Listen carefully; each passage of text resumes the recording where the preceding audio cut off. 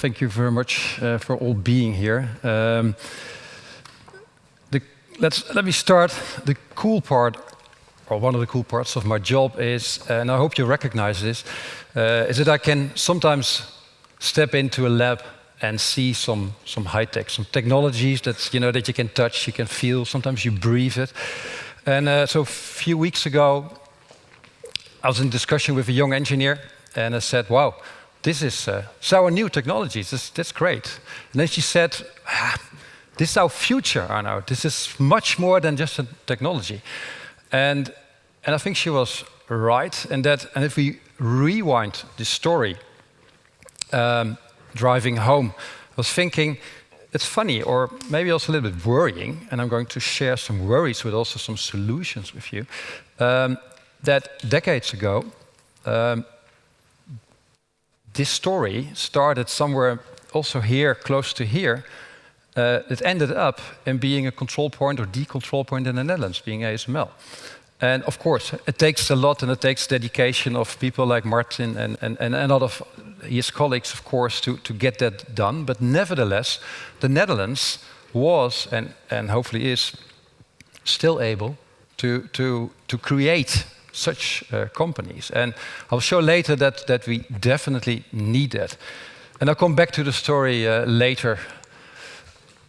I'm going to share three trends with you that I think you will recognize, hopefully, and also think very important. One for sure is everything that has to do with climate change, not only because it's damn hot outside, but I think that it has been dominating very much our high-tech agenda, our decision-taking, so the possibilities that we see there. So climate will stay as an issue, also as an opportunity for high-tech, and it is, of course, one of the big things that we have to work on. Number two, also needs no further introduction or explanation, especially after last week's decision. I think Europe has to rearm, also work on its autonomy, and peace is no longer a given. And thirdly, a big disruptor, of course, AI. Jobs will be lost. A lot of jobs will be gained, but it's definitely going to be a disruption that we're all facing. And again, it will also bring us a lot of chances. I trust that you know, and maybe some of you have done it, read his report of Mario Draghi, and he is very much warning us, and also us here as high-tech family that we are here. And he says, if Europe cannot become more productive, we will be forced to choose. And that's a serious message. And then he says, of course, that we cannot lead in technology without addressing our productivity gap. And I think that's also what Peter already mentioned. Our productivity is at stake. There's also good news about that. But first, and Tia knows also of some facts, of course. So how are we doing? The Dutch productivity is absolutely lagging. If you look at this picture, the Netherlands is below the average of the European Union, and that is, I think, one of the elements that must definitely warn us. If we don't change that, we are definitely lagging.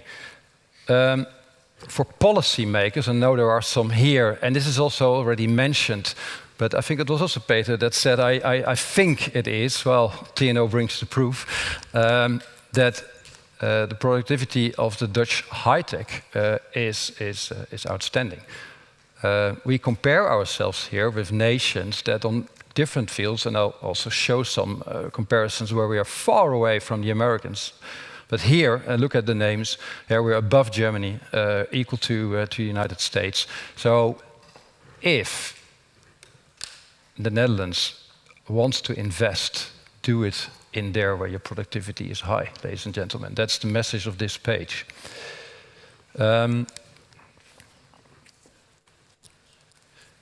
This is quite a negative slide. I've seen some students, usually they're in the back, the students, but very good that you're here, because this is about you.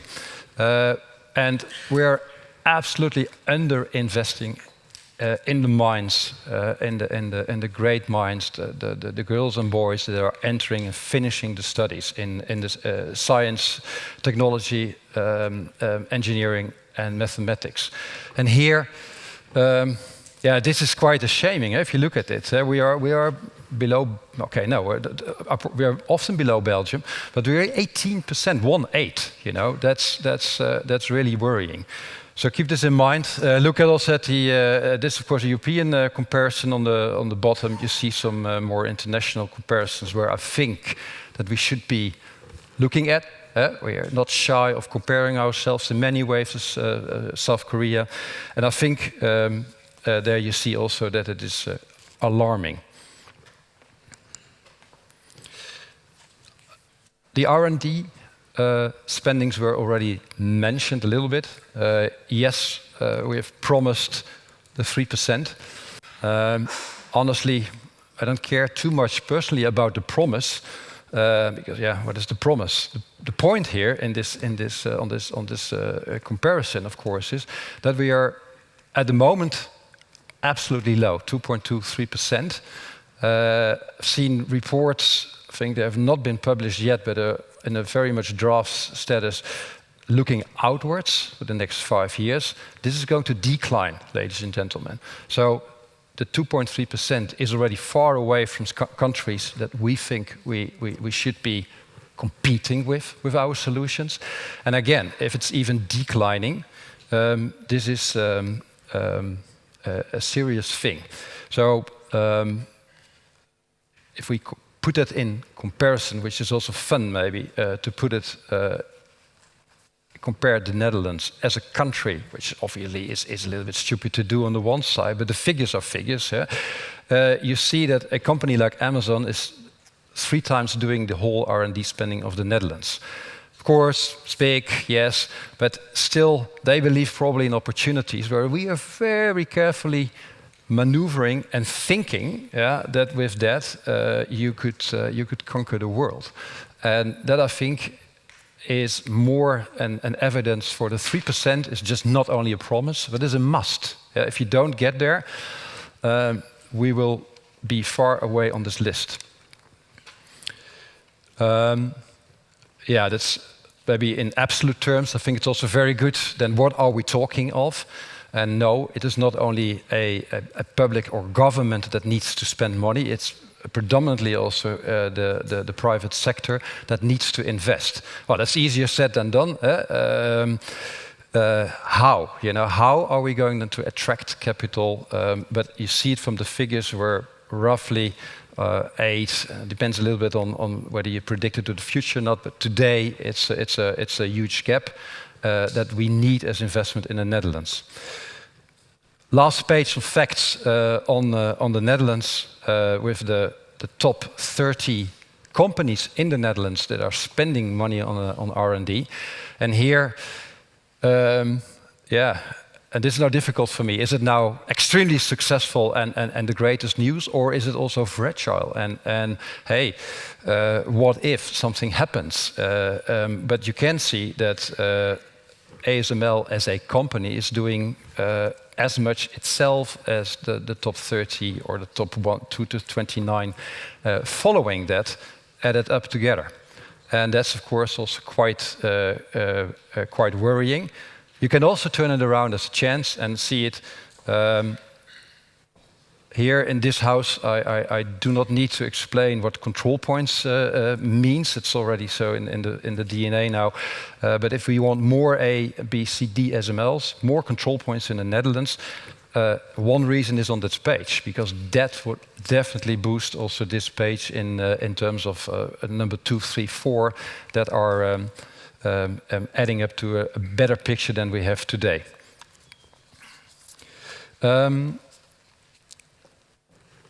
This leads, in my view, and I would call it the twin challenge.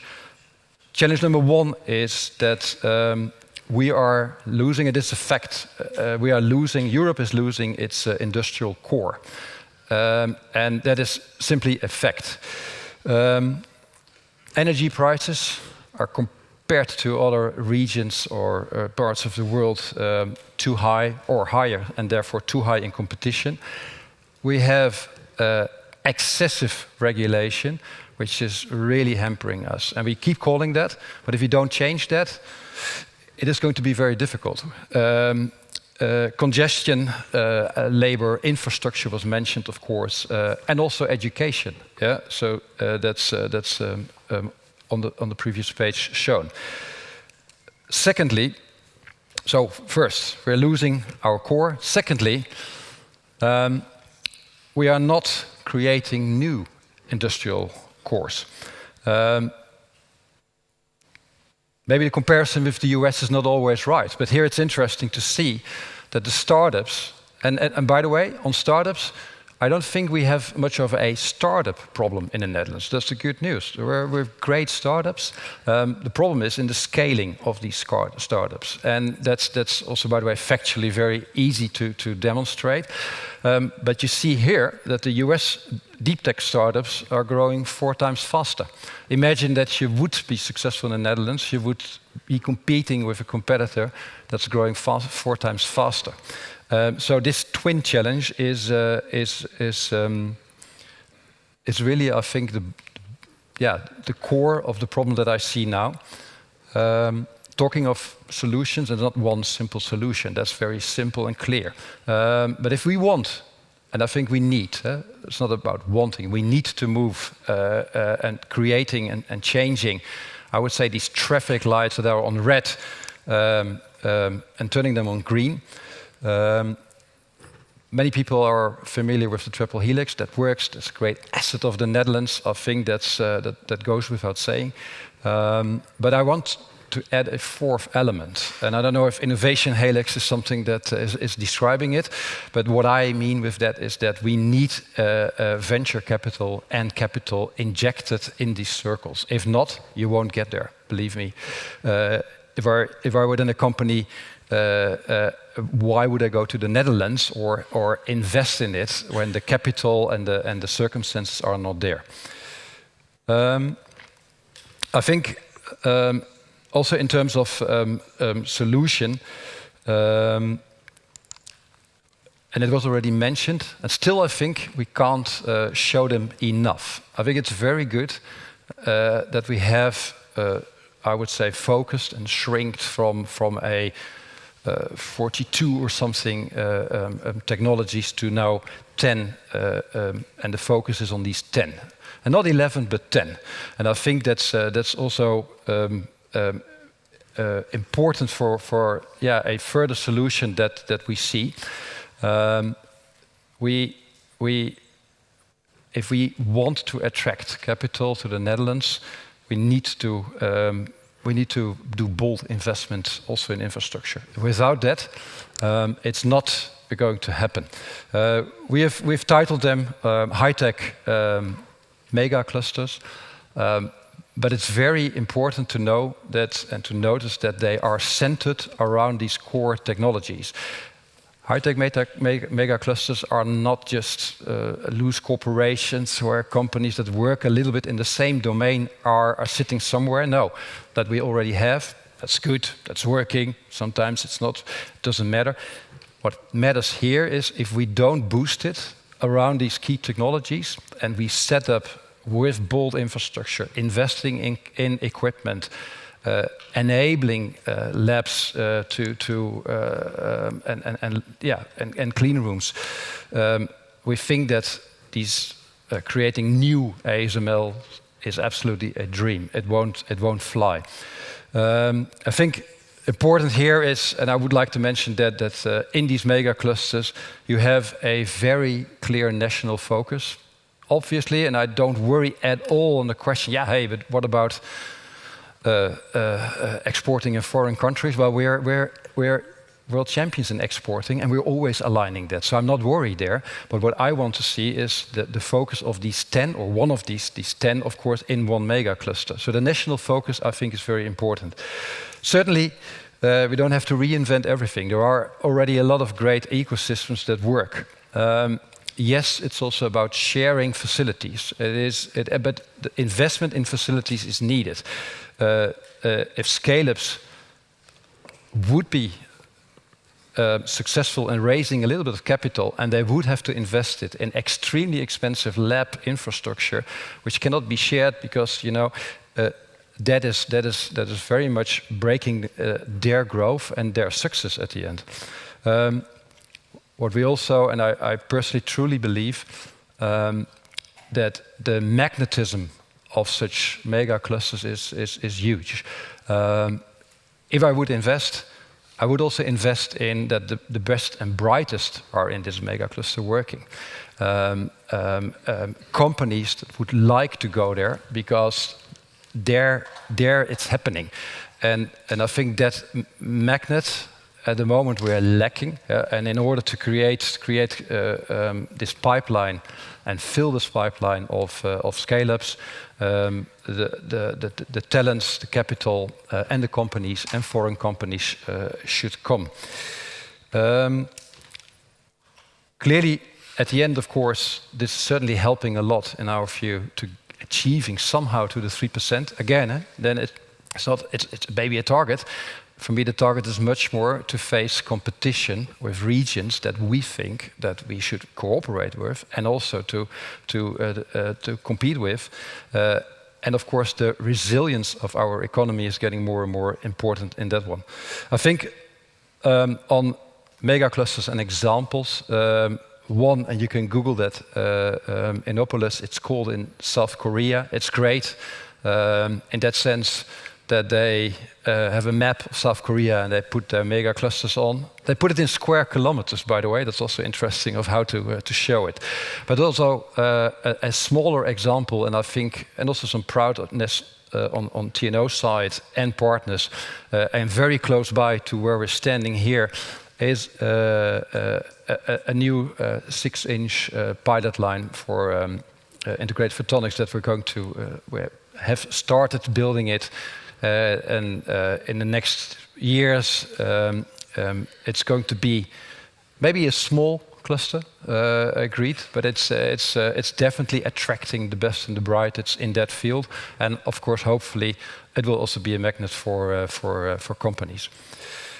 Maybe wrapping that up. So what do we need to do, and what we do now defines very much of what we will become and where the traffic lights should be green. I think first of all the focus that I mentioned. I'm very glad with the National Technology Strategy. The 100 flowers. We don't have water enough for growing them, so forget about that. Focus is what we need, and yes, it's painful. It's like selection sometimes, and selection, everybody that has been selected or not knows that, but it is what it is. It needs that brave selection of chopping things and putting the focus right. Second, I made that point, I hope, very, very clear. If we don't strengthen that pipeline, if these startups remain at a certain level, maybe cool companies, but not really making the difference, we will be losing our position in a global stage. Attract capital. I think without capital, that system is not working. If we don't inject capital in these 10 technologies, or at least maybe even a selection of those in a mega cluster, that needs to be on green as well. And of course, and that's very clear, and I think that's the point that I was making in the last minutes. We need to invest. Yes, this is in infrastructure. Yes, this is in labs. Yes, it's in equipment, but that's the only way to attract that capital. And then come to my end of the story, and I think the circle's a little bit back of where my young engineer still dreaming, and she said, how cool would it be to have this technology one day in a spin-off in a company. And I hope, ladies and gentlemen, that I've enriched you a little bit with what we should do, and that her dream comes true, and that we will build our future. Thank you very much.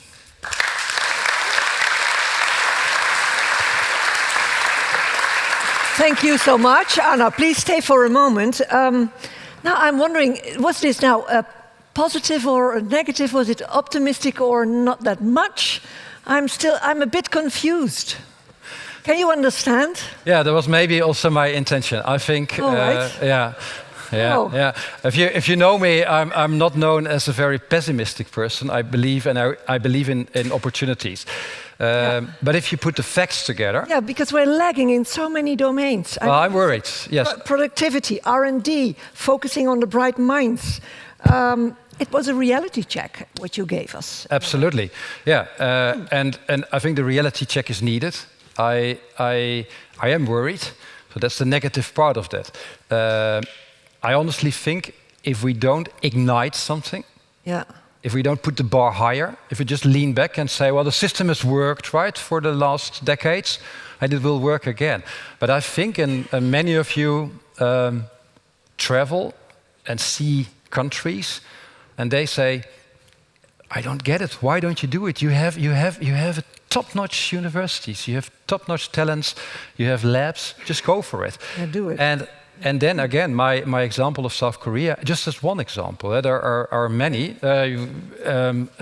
IMEC Leuven, greetings. But that is, of course, also very much a very successful mega cluster.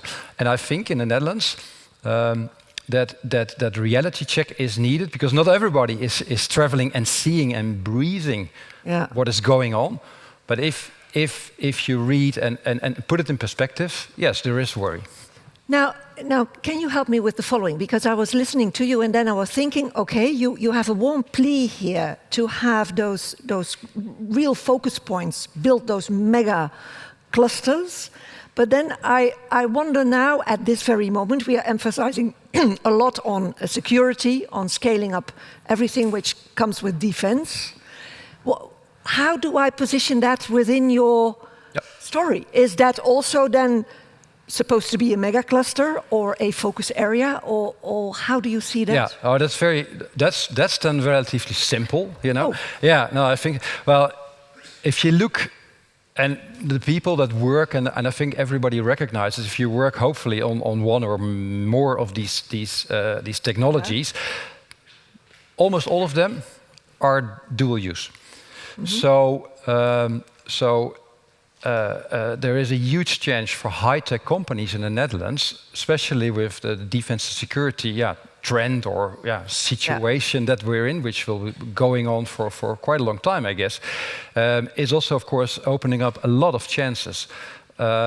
Nevertheless, as it is in other countries, the OEMs of these systems or equipment for these systems are companies. And that, again, you need and you want to have that in the Netherlands. So that is then maybe not the difficult part, but the easy part of that is that in all of these technologies, there's a lot of demand from defense and security for the requirements that they have. And I can mention a lot, but that's I think that we all know.